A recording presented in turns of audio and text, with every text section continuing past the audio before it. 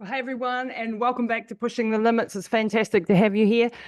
Today, I am going to be sharing with you an interview that I did for my YouTube channel, and it's all about two longevity pathways that you really need to know about. One is called AMPK, and one is called mTOR, mammalian target of rapamycin. Why do you need to know about these fancy scientific pathways?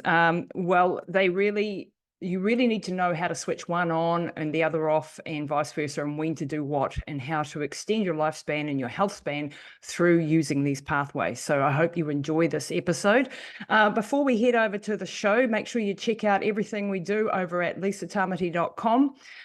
Check out the supplement range, the longevity anti-aging supplement range, our blog, the podcast, of course, the YouTube channel, and also our hyperbaric oxygen therapy clinic. And I've got a big favor to ask of you all. I'd love you to go and fill out a listener survey, if you don't mind. We are doing a survey for people who listen to the podcast to find out really your opinion. What do you want to hear? What do you like? What resonates with you? What issues are you dealing with that you want to learn about? All of that sort of good stuff. So I'd really appreciate you doing this. So it'll take you 2 or 3 minutes. You can head over to lisatamati.com/survey. Okay, lisatamati.com/survey. Right, now over to the show with me.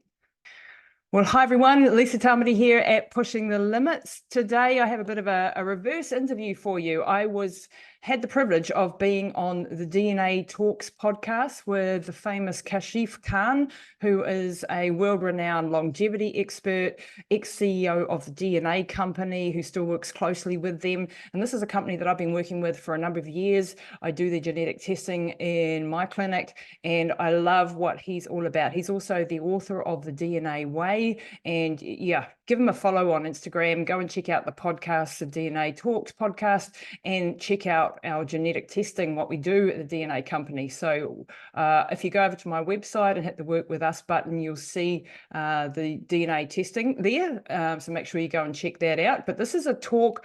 Kashif is interviewing me today about my life story, my background, and so on. But we're really going into longevity, the longevity sciences that we both study extensively, and into how to slow the aging process, how genetics has helped me change my lifestyle and optimize my health. So I think you'll find it very, very interesting. And that's why I wanted to share this interview that I did on his show over on Pushing the Limits. So I do hope you enjoy it. And if you're on YouTube, make sure you like and subscribe and share this content with everybody. We really do appreciate that.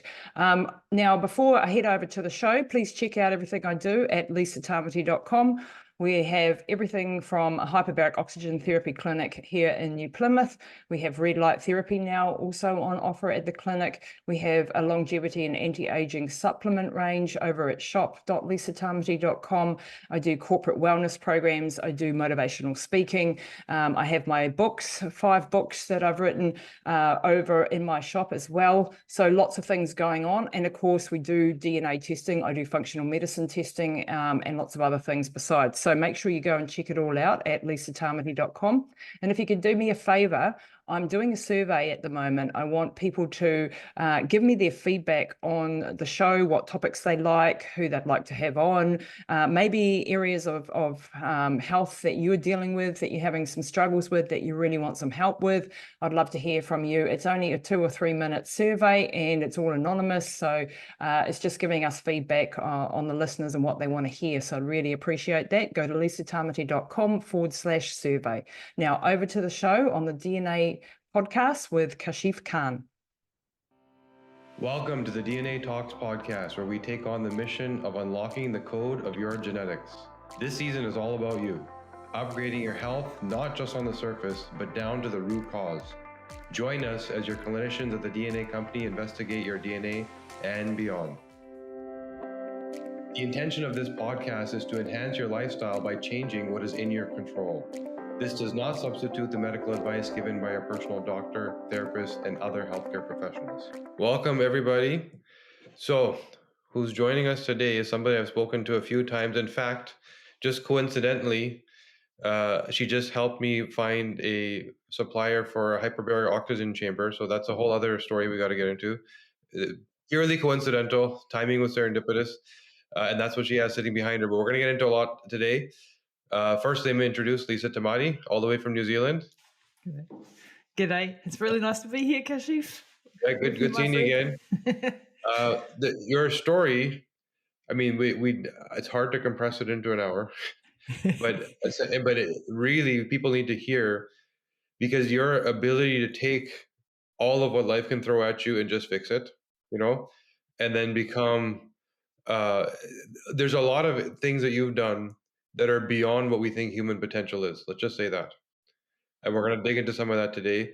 And this thing that we walk around in every day, we think we know what it's capable of.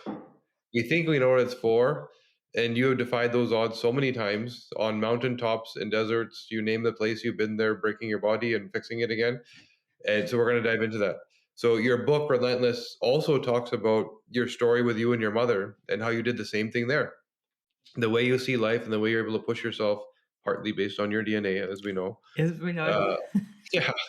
And that also, the way you were able to take a horrible diagnosis that most people would have just accepted and started making changes and plans for a different future, you fought back and flipped the diagnosis on its head. And not only that, wrote a book about it, telling the world how to do the same. So we're going to dive into a bunch of stuff. So first of all, you are this world-renowned long-distance runner on purpose. When we hear some of the stories, people would wonder why, So Sure. Tell us a little bit about what got you there and some of your adventures there. Yeah, well, for a start, I've probably got a few mental issues. You have to be a bit crazy to do some of the stuff I did. And I am now retired, so not doing the long stuff now. So somewhere along the way, I must have cured myself from my crazy. But yeah, I grew up in a family where it was, like sport was everything, and being physically tough was what was valued by my dad, especially. And so, and being a little girl that always wanted to please dad, I always wanted to represent my country and do all that sort of good things. And I wasn't, unfortunately, though, I wasn't really particularly talented from a genetic point of view. I didn't have what it took to be. For a start, I was a gymnast as a kid.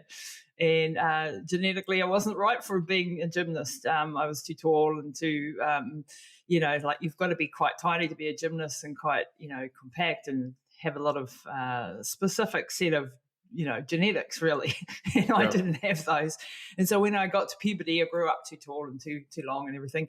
And so that sort of didn't work. And so then I tried other sports, tried surfing for years, and failed miserably at that. And it wasn't until I really got into running that I came into my own. Now, I was absolutely hopeless as a short, fast distance, like a short, fast runner. Again, genetically not made for such a thing. But what I did find is that I had a hell of a lot of determination and a lack of dopamine. So my DRD2 gene was not really good. So I always chasing dopamine, right? So when you have that sort of a genetic profile, you tend to be a very determined sort of, and other genes that are involved in that mix, obviously, but very sort of bloody minded. So when I set my mind to something, I just sort of, carried on until I got good at it. And so I ended up doing what's called ultra marathons, and ultra marathons are sort of anything over we talk kilometers. I don't know what you guys talk. Do you? Yeah, kilometers, yeah. 50 kilometers and above, so 100K, 100 milers, 200, 300, you name it, and some crazy things. And then fast forward and met a young Austrian guy that I went out with for a few years, and he was an extreme athlete, and we sort of toured the world and climbed and trekked and cycled around places. And it was basically 5 years in boot camp of hell with this guy. And that sort of honed my ability to really push hard. And then I actually got into the actual official sort of ultra marathoning world, and then just loved it, because I was in this world of amazing people doing crazy things and having all these adventures and just living my life, And so I had lots of struggles, lots of failures, no talent whatsoever, but ended up having quite a long career and doing a whole lot of crazy, amazing things, really. I mean, 100-mile runs, these days you wonder can an electric car even go that far? You know, like and you're running that far. I can't Very even slowly. imagine. Yeah, Very slowly, slowly. but you're making it happen. Like that's unbelievable. And the thing that you said earlier about your genetic propensity, you're hitting something that really people have to change their thinking on what genetics means, meaning that here's a person who believes that genetically they weren't designed to be an athlete, right? But being an athlete isn't just what you physically look like. No. Right? In fact, the best of the best, it's their mind that gets them there. In fact, if you talk to a top NBA, NHL type player, they'll tell you their biggest problems are their friends asking for free tickets and mom wanting a new car. You know, it's the stressors that distract them. It's their mind. So whenever it comes to your genome and how you're wired, it's less like, is this good or bad? Everything is good if you're in the right context. Mm-hmm. Everything is bad if you're in the wrong context, right? You trying to do your short sprints, it doesn't look like you're wired for it. No. You running 100 miles, which is unbelievable, and what tiny fraction of humanity has actually been able to say they can do that.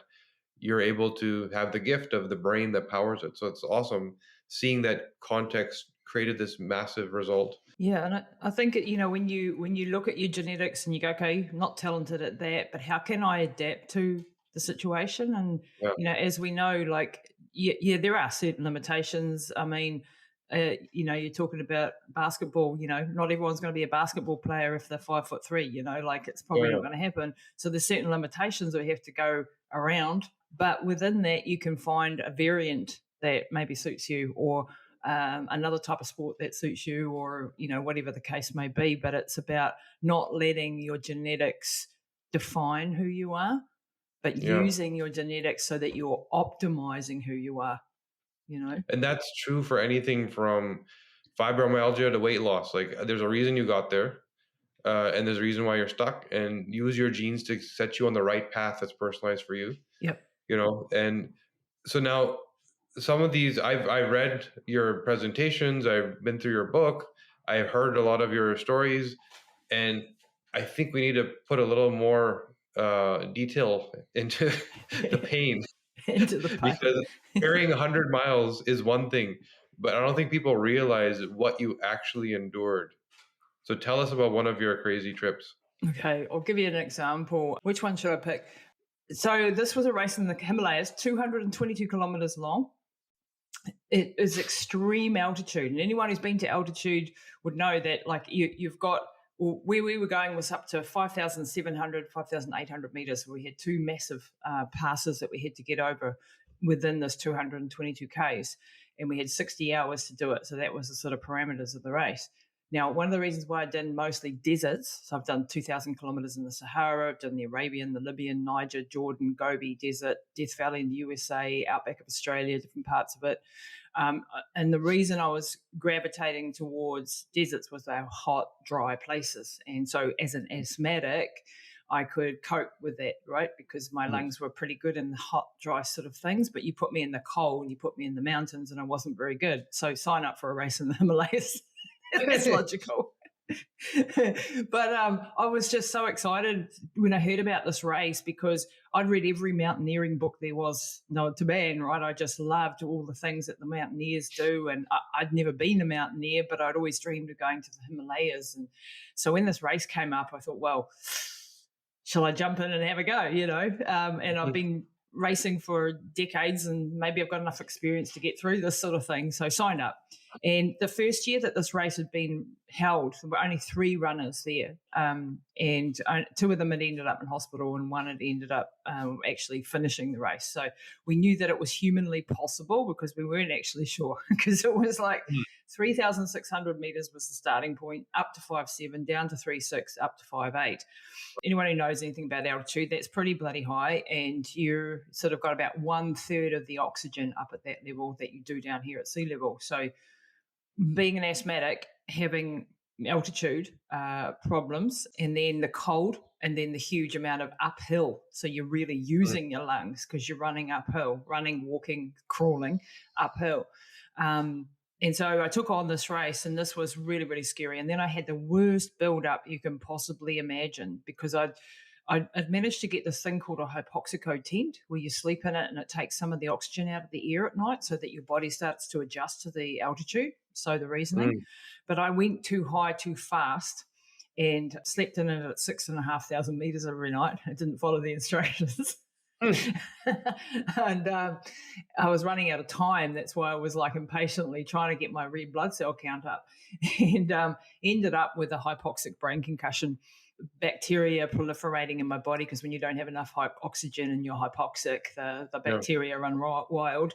So ending up with all these sort of horrible infections.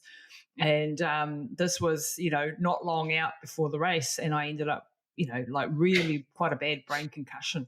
And going to my doctor, and I didn't know anything at that point about anything.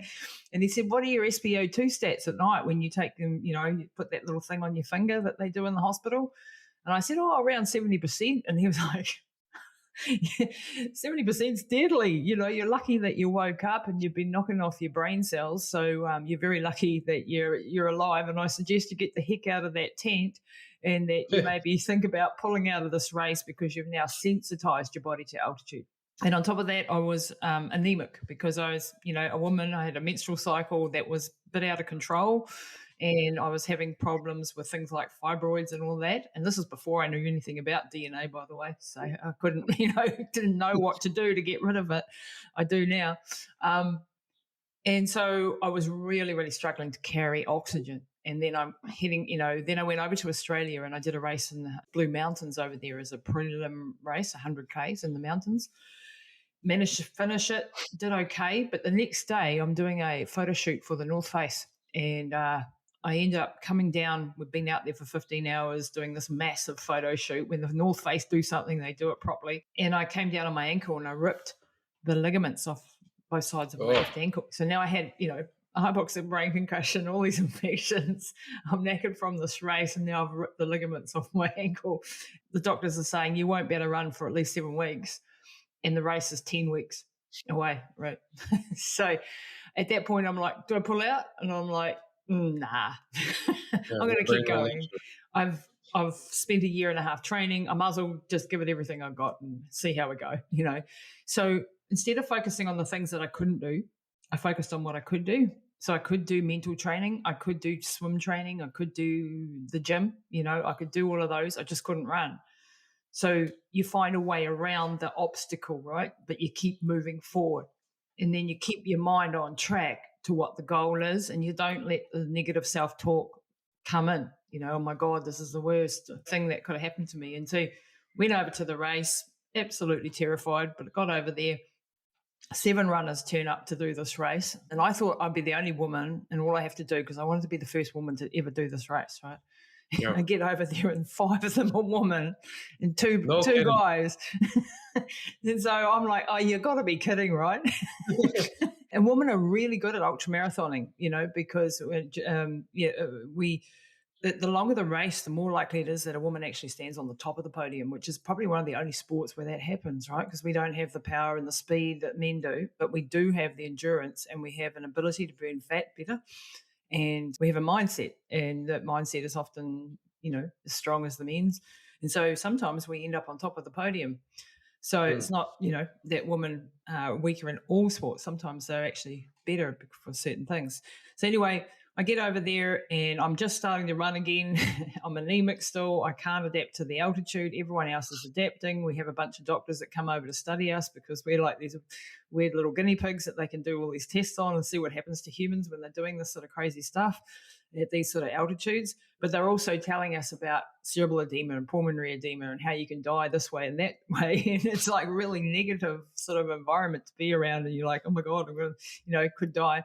And it gets to the point where you're like so terrified that I'm like, shoot, I really don't want to be here anymore and I want to pull out. But you've committed, right? You've got responsibilities. So I'm like, no, well, I've got to do it. So I said to my crew, I want you to surround me and protect me from anything negative to keep me away from the runners, the doctors, the Indian Army who are trying to stop it, anybody who's negative about this. And I want you to fill me with positivity so that I can cope, And so that's what they did for the last 2 days. We just isolated ourselves. They talked me through everything. Every time I was, ready to jump off a cliff and go, I just can't do this.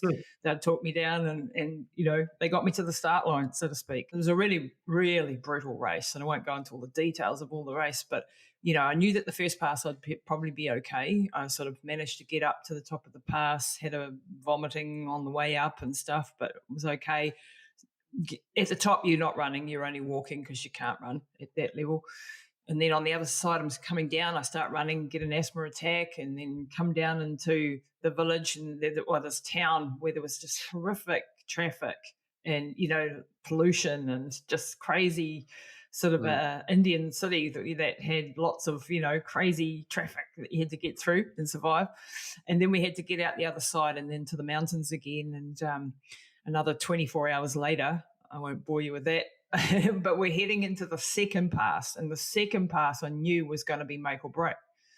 And in the morning, it was like 40 odd degrees. And I ended up with a heat stroke, passing out. Guys came and picked me up, stuck me in the crew car, tried to cool me down, get me back out. And then I'm facing up the barrel of 35 kilometres up the side of these mountains again. And the brain is just fighting. You're in so much pain, like it's unimaginable pain, and you're struggling to breathe and you're just doubting yourself and you're just battling for every single step. And as the day slowly goes on, this battle is getting worse and worse. And I'm inside, I'm thinking there's no way in hell I'm going to get up this mountain. But I owe it to my crew and I owe it to my sponsors and everyone else to give it everything I have. So I'll go till I can't step anymore, And so as I'm going up this mountain, and then the day wears on, and then the cold comes in, and I'm putting on layer upon layer of clothing, and then I'm ending up hypothermic, and then it starts a massive snowstorm comes in, and then we'd have like these army trucks coming through on these really single, like the world's most dangerous highways, that program, like it's like that, like single massive drop-offs, and you've got like 40 army trucks coming through, and this altitude above 5,000 meters where you've got no oxygen, and then you've got this diesel. And it was just, I ended up having another asthma attack. I had to get asthma medications and have a bit of a break, and then back out on the road. And then I was down to a walk, and it was like 3 kilometers an hour, and I could hardly move forward. And I'm freezing, hypothermic, just absolutely at my wit's end. I've been out now for 45 hours or so. So if you imagine sleep deprivation, all of that on top of the pain, the cold, the can't breathe, all of this, and you're in dire straits. And I'm just hanging on for dear life to try to get to the top of this pass. And I'm thinking it's only 2 kilometres. I'm trying to calculate it. And I said to my guys, go and measure exactly how far it is, work it out on the maps. And they come back and they said, no, Lisa, it's 6 kilometres. And I just broke because I just couldn't take any more. Like I thought I was way closer than that. And that meant another 2 hours at the speed I was going, which was 3 Ks an hour. And I just sat down on the ground and just bawled my eyes out. And that's it. Can't do it anymore. I'm done. I'm broken. And my crew came around and they huddled around me and they said, oh, my God, we're so proud of you and you're just amazing. And we've been here. We've seen what you've gone through. And they gave me permission to fail.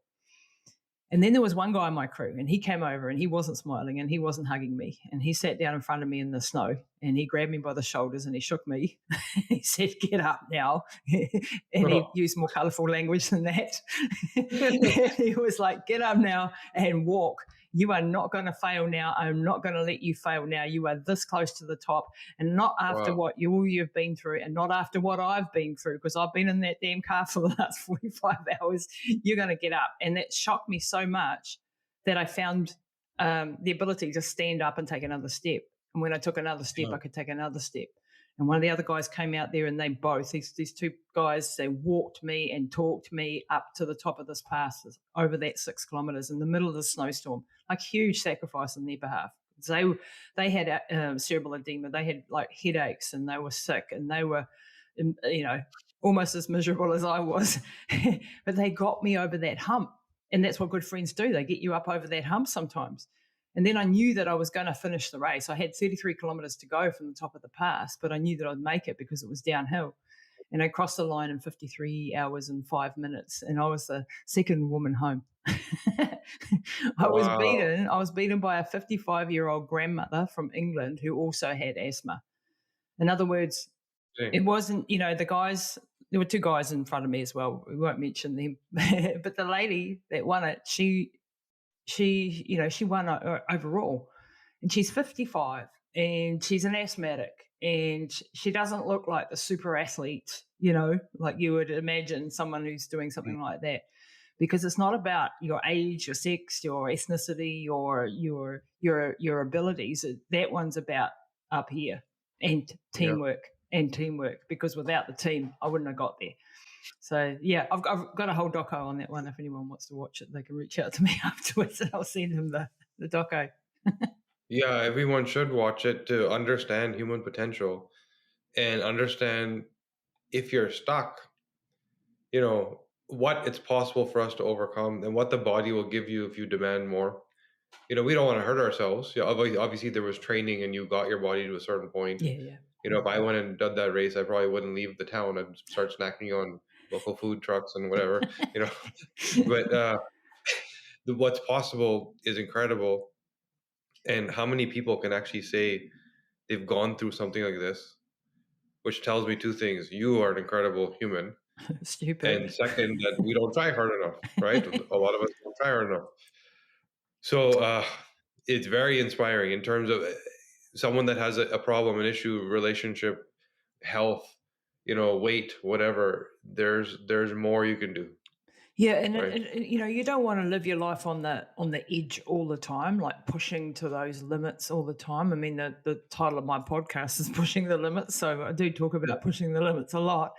But there is a place for, and as you know from genetics, like we need rest and recovery. And one of the great things that I learned when I did your testing was that I have a lot of oxidative stress. I don't handle oxidative stress very well.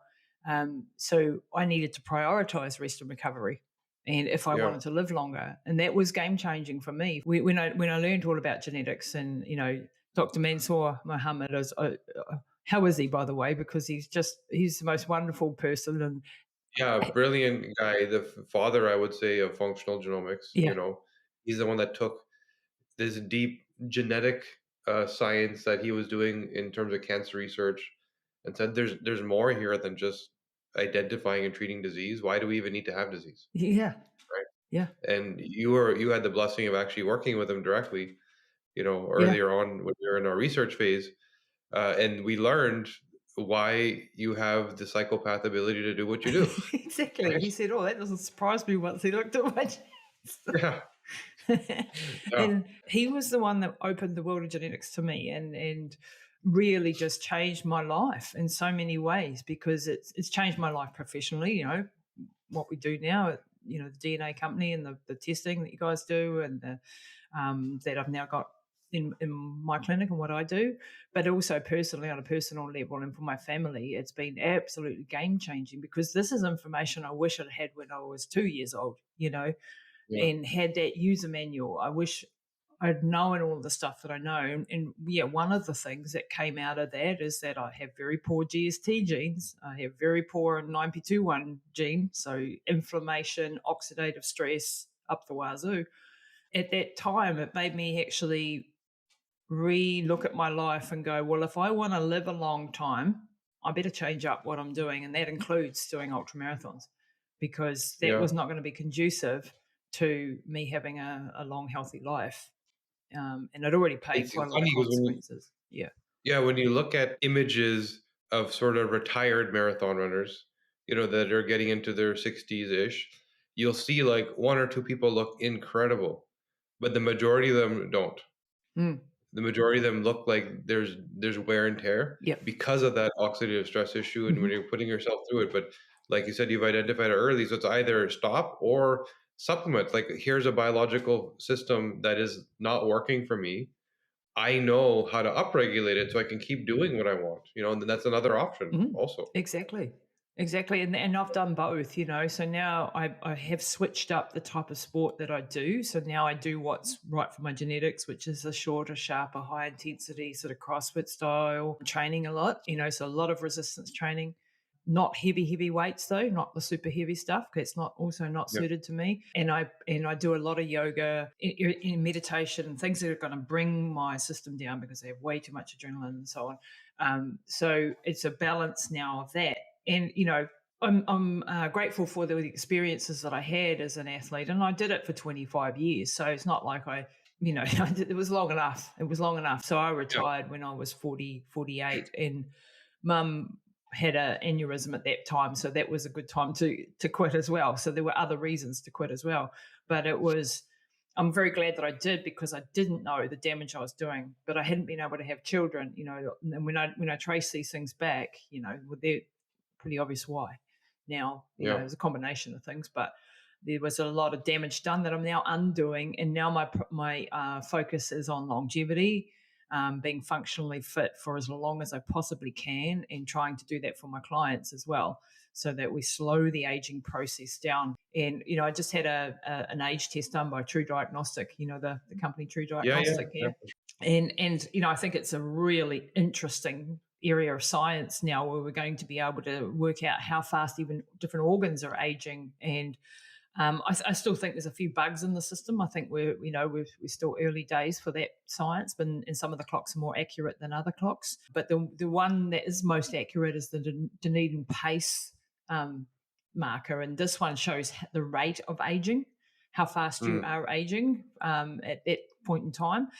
And mine came back at a 0.69 for every year that I'm living at the time that I did the test. And now that's one of the best in the world, because if you can keep that under one, like for every year that you're alive, you're aging less than a year, you exponentially lower your risk of all diseases, all of the age-related diseases, the Alzheimer's, the Yep. diabetes, and all of that. And so to have a marker come back at 0.69 means that I'm killing it now.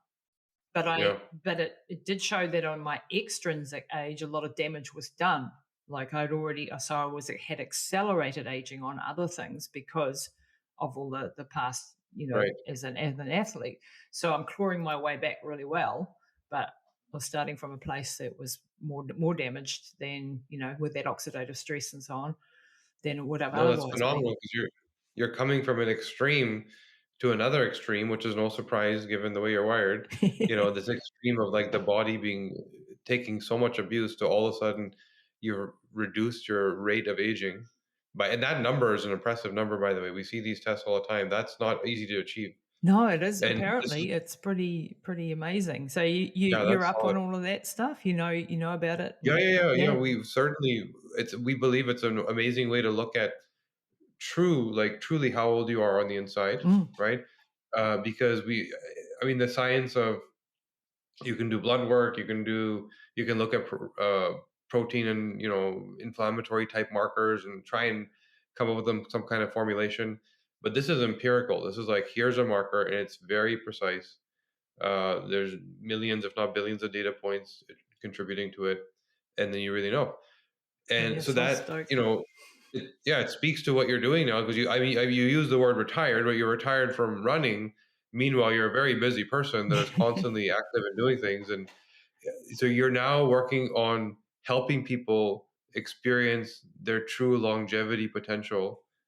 Just interrupting the show to let you know that we are running a survey right now, and we'd really love you to give us your feedback. This is your chance to have your say, have your opinion. Tell us what topics you like, what health issues you may be dealing with that you want to learn about. Some questions are, that are all going to be anonymous, so you're not going to have your name on it or anything, but it really gives you a chance to give us some feedback, and we can optimize the show for you and tailor it to what our listeners really need and want. So head over to lisatamati.com/survey. That's lisatamati.com/survey. And thanks very much for helping us out. And how do you do that? What are some of the tools that you employ? Yeah, I mean, I have, for me personally, a really extensive protocols that I have, and I'm a biohacking maniac. My house is full of biohacking things, including hyperbaric oxygen chambers and a clinic that I run, and red light therapy, big fan of. I have a particular diet, and I have a lot of supplements that I take.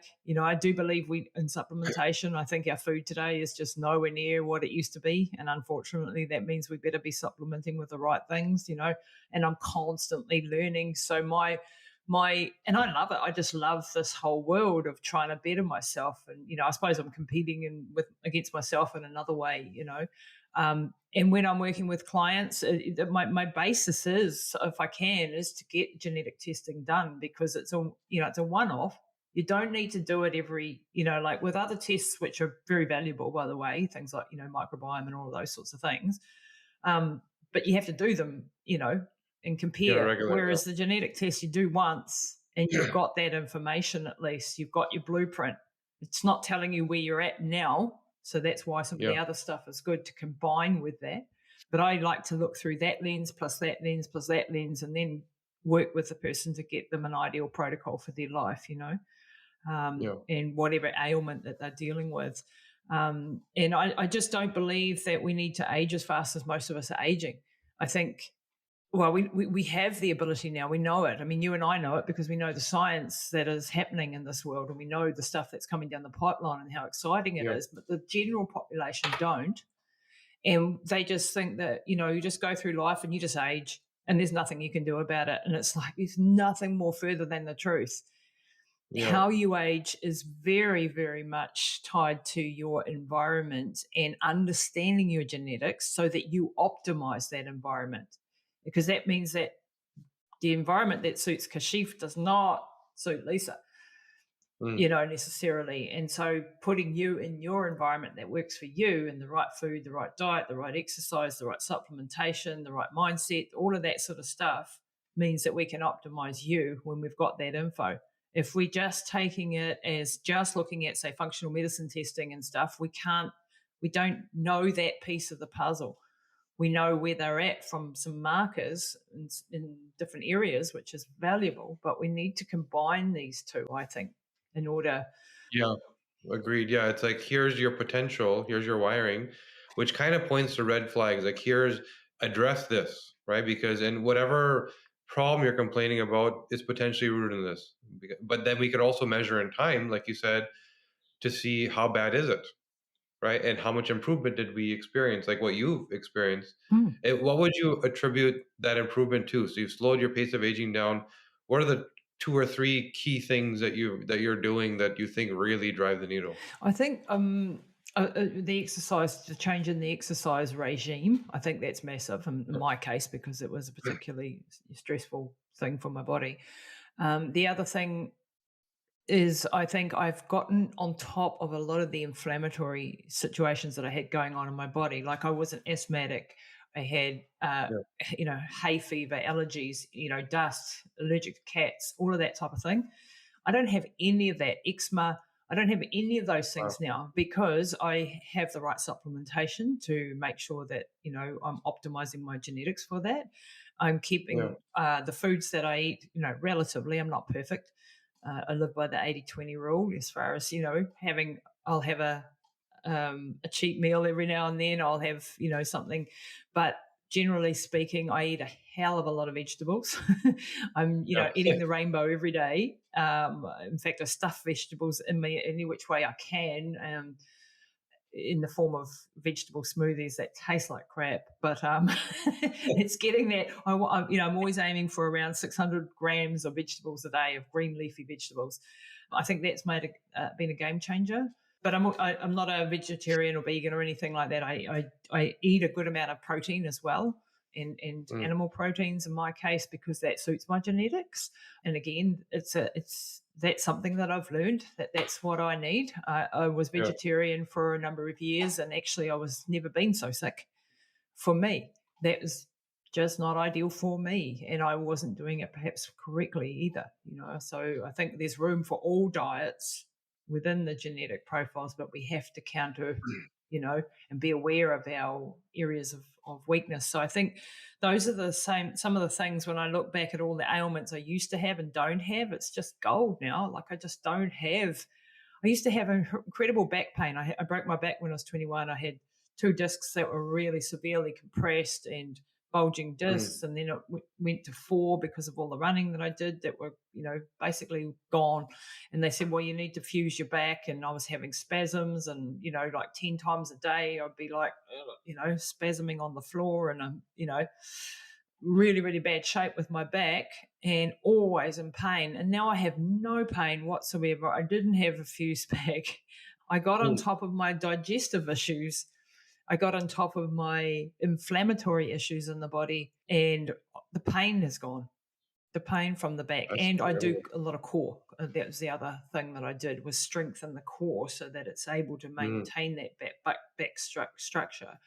So with those three things, I now live a pain-free life, where I used to be in hell pain in my back all the time. Even in my running career, I was just Yeah. always in pain. Nothing That's now. that's awesome because this is where people get stuck. Imagine there's some pain and you're diagnosed with chronic pain, meaning you're told that this is a part of your life now, I right? would never accept that. I mean, Yeah. there's different types of ailments, as we know, and what your situation is.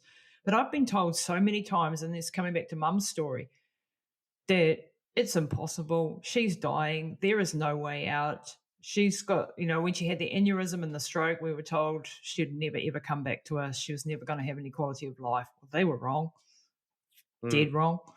And it took thousands and thousands of hours of retraining her brain, and it took hyperbaric oxygen, and it took genetic testing, and it took diet, and it took supplements, and it took everything it took.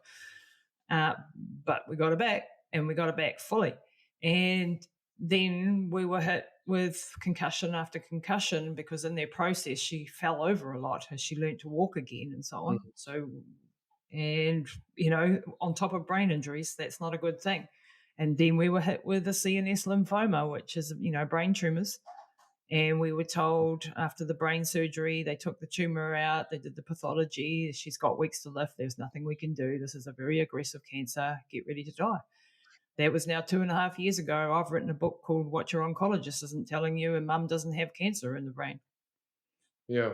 Like, you don't have to just roll over and die. You have to have a fighter mentality. I mean, I have chucked the bus at everything that I have at her rehabilitation. At some point, we're all going to die.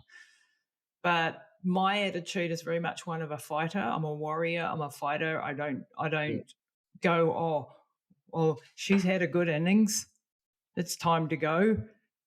Stuff that. Like, we Yeah. every damn day that we get on this planet is a blessing. Like, you're dead a long time. And I don't agree with that attitude, and I get it every time we end up in the hospital for something, and we do on occasion. We had GI bleeding a few months ago, and they're like, sign this piece of paper that we won't resuscitate you if you should have a heart attack or anything, because you're not worth saving. That's the message I'm Wow. getting. They're saying, sign this piece of paper because we could break your ribs if we do, have to resuscitate you or something. And I'm like, break my damn ribs, Mum says. I don't, like, bring me back. I want to Yeah. come back. And they're going, well, you'd be in a very vegetative state. And she's like, well, I've been there before. And I came back from that before. Like, we write people off, and they want to write people off. I mean, this is, getting a bit off topic, but I believe that life is precious, and that we should fight to stay here, and that you should give people the opportunity, especially if they want to. And it's really up to them. If Mum said to me, I'm done, it's over, well, I wouldn't just accept it, but I would have to respect her wishes. But she wants to fight, then I'm going to fight with her, Yeah. Well, and we know where those genetics came from for you. yeah, You know.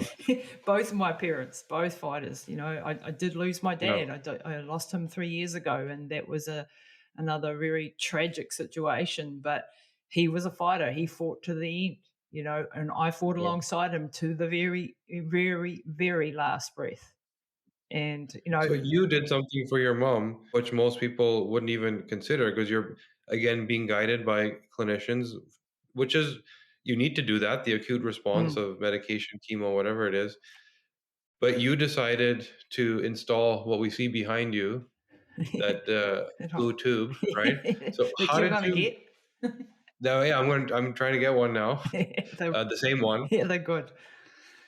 So how did you get there? Where did you find that this is the thing that my mom needs? Yeah, the hyperbaric oxygen therapy. So this Yeah. was my desperate search when she had the aneurysm 8 years ago, was to, like what out in the world, because I was being told there is nothing. So okay, ignore that, hit the internet, or what helps with brain injuries. And I came across the work of a doctor called Dr. Paul Harch, who is one of the world's leading experts in hyperbaric oxygen therapy. And I read a book called The Oxygen Revolution that he'd written, and I'm just like, oh, whoa, this is amazing, and this is a chance, and this is something. And I asked my doctors here about it, and knew nothing. Got poo-hooed, rubbish. It's quackery. It's rubbish, and I'm like, well, I don't think it is. And I've read the book, and this doctor has, and I saw the videos that he had, on his website of all the people that had recovered after, massive brain trauma. And so I'm like, I've got to get this. And so then I had to find a place to do it. And at the beginning, I actually approached a commercial dive company, and they let me use this. As I got my mum eventually out of hospital, the first day I got her out, I didn't even take her home before I took her down to the factory to stick her in this big hyperbaric chamber, and which was not easy. We had to use a forklift to get her in, and it was real, Oh it was wow. quite a rigmarole to get her in, because she was, she couldn't move. She was in a barely sitting up in a wheelchair. And I did 33 treatments there, and then I lost access to that chamber because it had to go off on a contract. And but I could see that she was responding. She didn't just get up and walk or anything, but she was starting to use her hands, and she'd been paralyzed on the right side, Mm. and she was starting to try to form words, and there was just a flicker of intelligence behind her eyes, and I just knew that this was actually having an effect. But that was already 33 treatments in, and you only had the small effect. But I'm like, this is working. So then I went, searching the world, and came across the guys that I just introduced you to, and bought a soft shell chamber, and installed it in a house, and then started to do one session after the other. And then I started studying everything else, including the DNA company and Dr. Mansour's work, and then came one step ahead of her in her rehabilitation process, developed my own systems, my own protocols every day. We worked with her around 8 hours a day, extensive work. And it took me 2.5 years to get her back to full health and full capacity, like full driver's license, going to the gym, walking 5Ks a day, doing all that.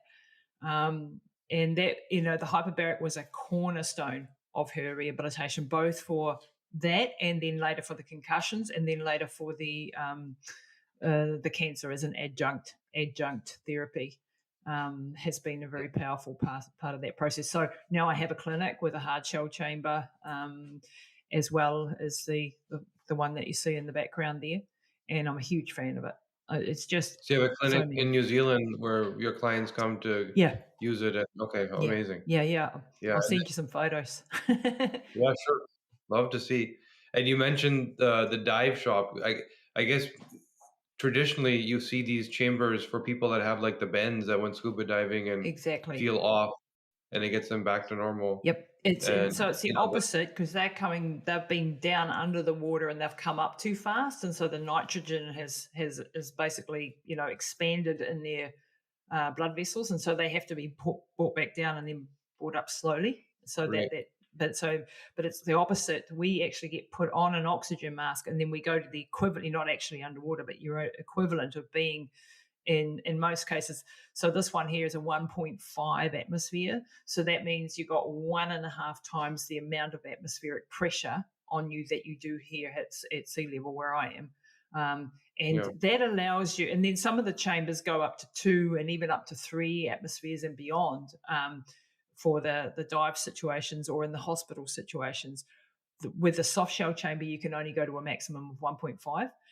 And mm, 1.5 is the perfect space for things like brain injuries and many other things. For things like diabetic wounds and even for cancer, it would be better if we could get up to 2.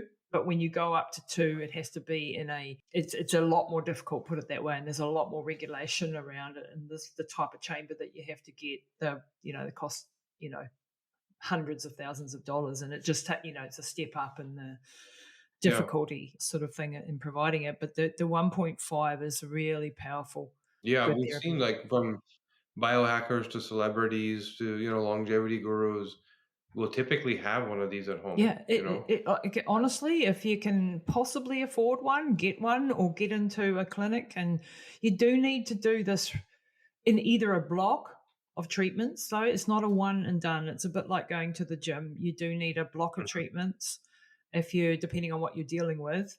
I mean, if you're going in for surgery and you just want to optimize your body before surgery and after surgery, then yeah, 2 or 3 before and 2 or 3 afterwards might be enough for that. But if you're dealing with something like stroke or cancer or, concussions or things like that, you really need 30, 40 treatments in a relatively short period of time, ideally. Mm. Alzheimer's, all of that type of thing, you need to have. In an ideal world, you'd have a block of treatments, say 30 or 40, and then you'd have that maybe once or twice a year, you know. And so for some people, having it at the clinic, that's doable. And some people, actually getting one and putting it in your house is a really good idea. And I don't know if you know this, but how does it compare to the oxygen that people get in their blood? Like people get the IVs and you'll go to a clinic and I think they call it a 5 or a 10 pass. You go for 10 Oh, sessions. that's ozone therapy. Yes, Ozone ozone therapy, yeah. therapy. So related, that's all part of the oxidative medicine family. So you've got ozone therapy, you've got UV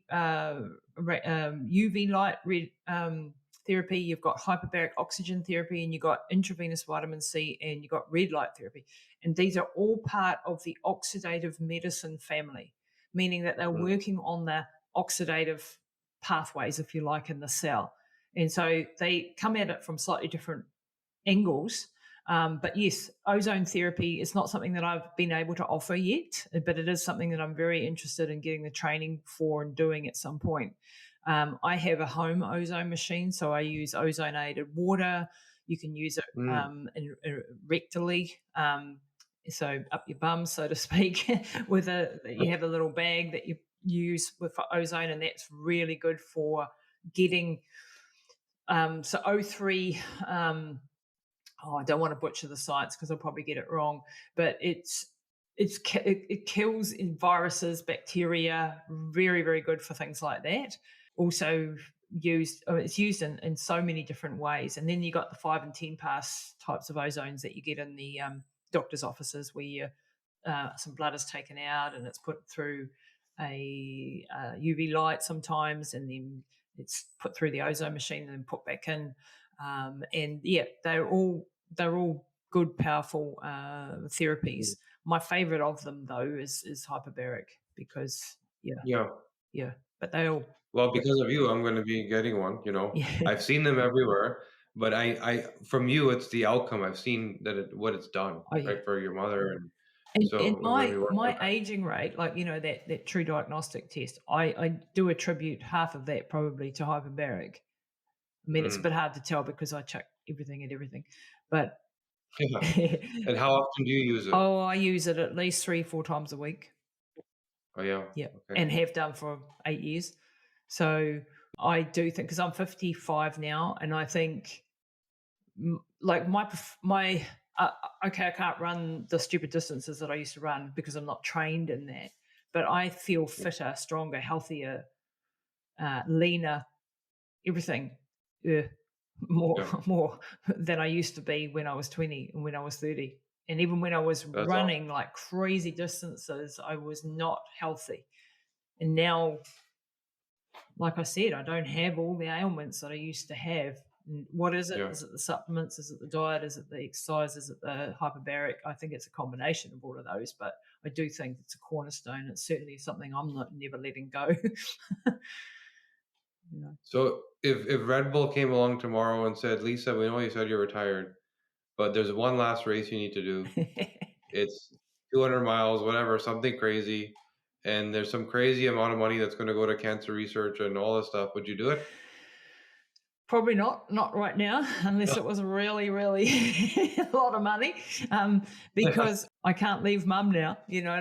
She's my Yeah, priority. So my value system is that my family is first. So if right. it was going to benefit my family to do something more than it was going to cost them for me to be away, then yes, that would be my Yeah, criteria. Am I going to um, improve the lives of my family through doing something? Then I'll do it. If it's not, then I'm not.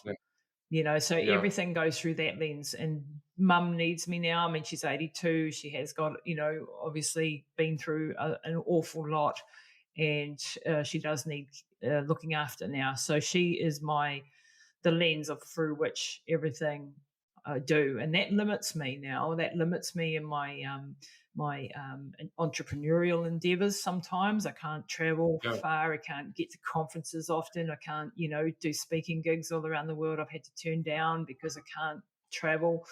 Can't do my racing, but that's okay. That's what you do, when you yeah, love somebody, and yeah. that has to be priority at this time. And with longevity as a goal, there's this study from Harvard. It's this really famous study because it's the longest ongoing longevity study the world has seen. Hmm. It started in the 1930s and it's still going on. Wow. And what they're trying to figure out is what's that one thing that if you just do this one thing, it's the biggest impact on longevity. And they said it's maintaining high quality relationships. Yep. So like what you're doing, right? It's a lesser volume of high quality relationships. Yep. Yep. And that's the one thing that they found with if you look at the blue zones, you look at these people, it's a consistent trend, Yep. It's so connection, yeah, love, feeling.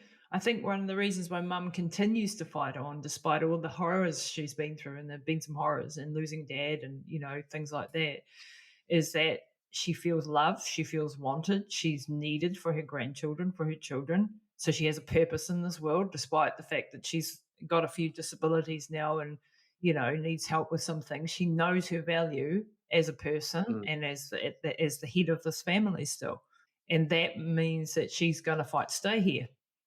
And mm, that's, I make sure she knows that I need her and that her grandchildren yeah, need her and, all the rest of it. Um, because if you take away a person's purpose, then they're gone.